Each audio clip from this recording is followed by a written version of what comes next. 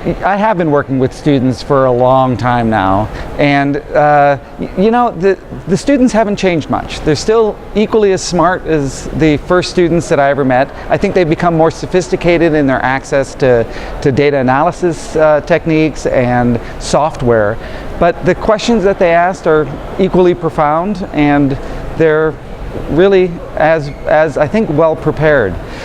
What I am finding though is that students are the average student is becoming more engaged in ocean sciences, and I think that students are clearly our future, and both future for science and future for the planet, and we're seeing it across the board that students are becoming more and more engaged in the political aspects, in the communication and the voice of the people out there, and they're unjaded. I think the gates have been opened a little bit, and they've become unbridled spokesmen for what we should be doing.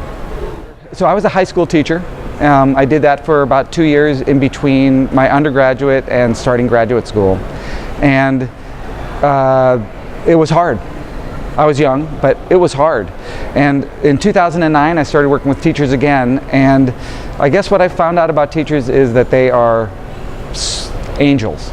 They are the ones that are at that front line of dealing with the first introduction that students get to all kinds of disciplines, from politics and history all the way up to ocean sciences.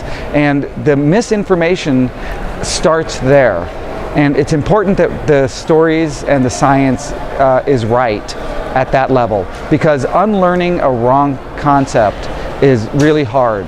And so I think at the high school level, it's really a important time period where we should be making sure that the stories that the science teachers are telling are right.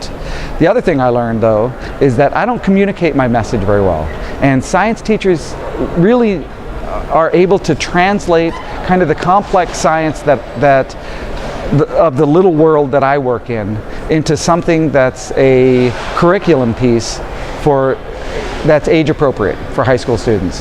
And it's got to be a collaboration between scientists and teachers to make that education process work. So coming to these meetings are difficult, and your first meeting is really hard to navigate. You're not sure if you have to sit in 15-minute talks for 8 hours a day, and that's the best way to spend your time, and understanding how the profession of science works. So it's not just enough to do research and to publish your work. You need to be able to communicate your ideas to people, and you need to reach out to people to discuss what your ideas are and hear their ideas. And so that part of it is a mentored process. That's a learning process. And I think bringing students to these kind of meetings are the way that you prepare the students to enter into the field of science. Not just the research aspect, but really the profession of doing this for a living. And that's what our oceanographic societies should be doing. They should be investing in bringing in our new members and cultivating the relationships so that they can become active parts of our community.